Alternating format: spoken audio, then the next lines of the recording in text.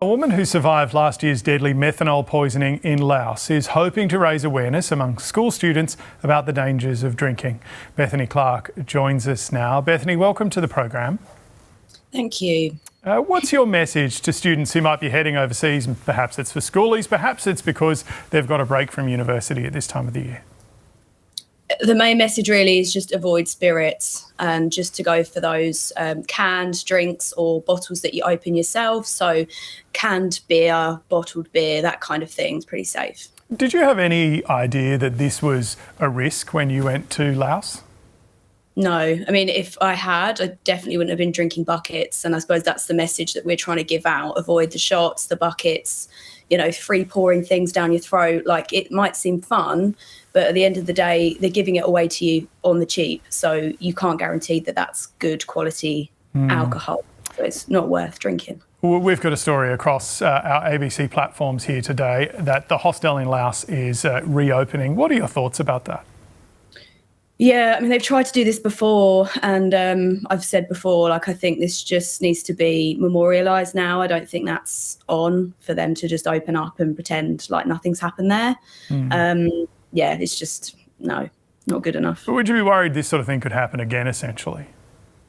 Yeah, I've been told by people that are communicating with me on Instagram that, yeah, it is still going on.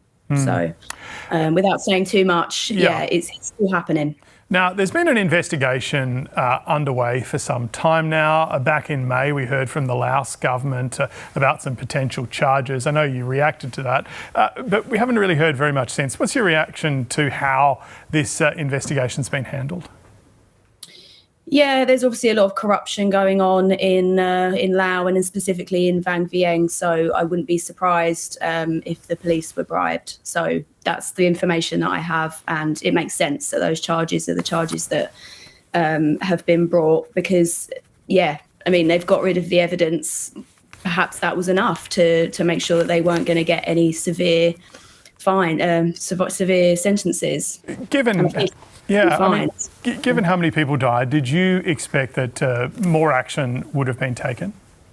Yeah, of course. The thing is, it's over 20 people that were affected, and obviously we've got Callum McDonald, who's blind as a result. We've got a couple of other girls who needed dialysis who we met at the time, and one of whom still has ongoing issues with her eyes.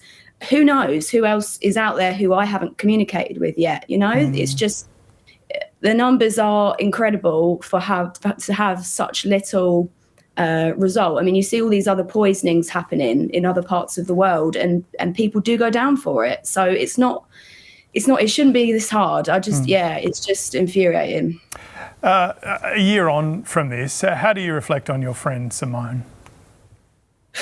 I don't think I'm still really there, to be honest, with processing what's happened. I mean, sometimes I'll think to myself, there's just a part of my brain that will be like, oh, why don't you reach out to Simone for this? And of course, she's not there. So it's really hard to get your head around it when you're doing so much sort of campaign work. It's hard to actually grieve when you know that there's still people, not so much in Australia because there's so much awareness going on here, to be honest, but in other parts of the world, this is just going to keep happening unless governments step up and start educating people about it. And that's what I've got to live with every day, is the fact that governments are still not doing enough. This could happen tomorrow.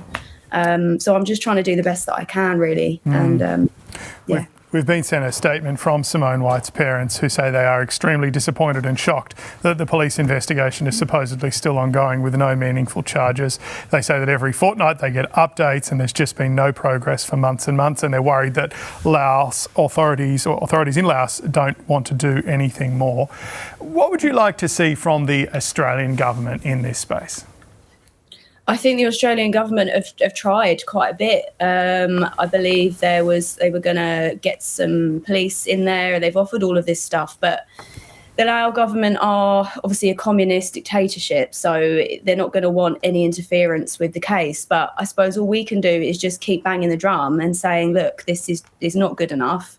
And obviously the people that are communicating with me, telling me about what goes on in Vang Vieng, I'm doing my best sort of behind the scenes to understand what it is that we can do to expose what's going on. because there's clearly a lot of corruption and bribery and all sorts of things going on.